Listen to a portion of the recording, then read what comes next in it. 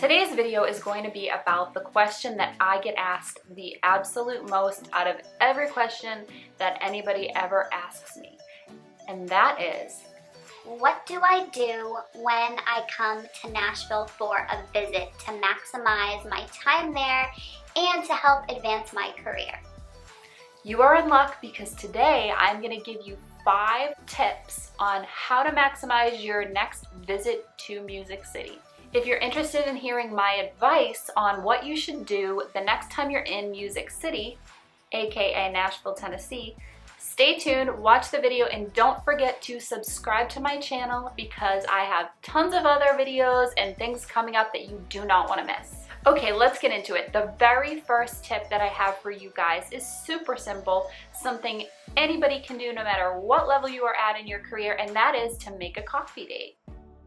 There's a ton of places that you can go and have coffee with someone that you may have made a connection with in Nashville before. The reason that this is a good thing to do is because it's very convenient for everybody. It doesn't take too much time out of their day. No one can say no to coffee.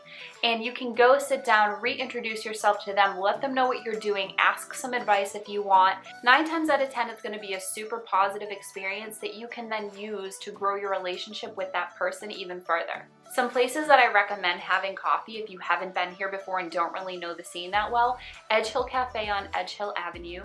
There's a Starbucks on West End. There's a Starbucks on 21st.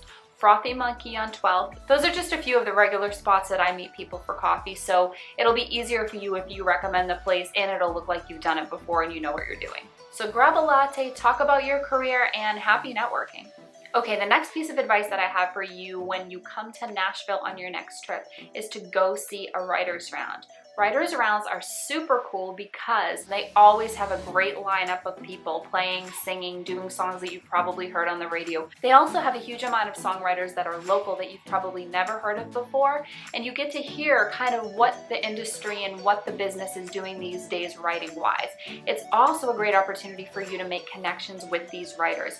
One thing I would advise is if you hear a writer on stage that you really are into their style, you love their voice, you love their sound, love their lyrics, and you would love to get a co-write with them, go up, introduce yourself, drop them your business card, tell them you're going to be back in Nashville in, a month or 2 months or whenever it is you're going to be making your return.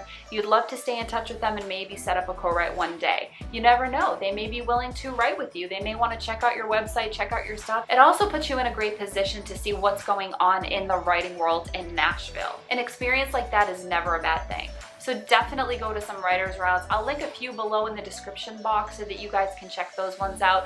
They're like the most hip happening ones in town that I know of, and I think it'd be really beneficial for you to go. The next tip I have for you for your upcoming trip to Nashville is to vlog. Just like me, I'm vlogging today. You should vlog too. See the vlog, be the vlog.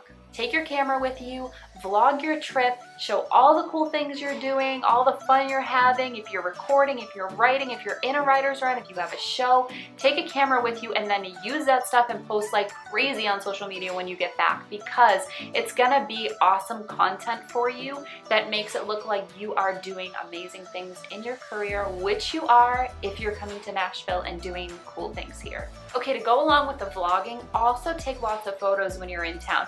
And I don't mean the touristy photos. This means don't be standing in front of the Country Music Hall of Fame like, hey guys, I just took the tour here, because that's gonna make it look like you came to Nashville as a tourist. Perception is everything on social media these days.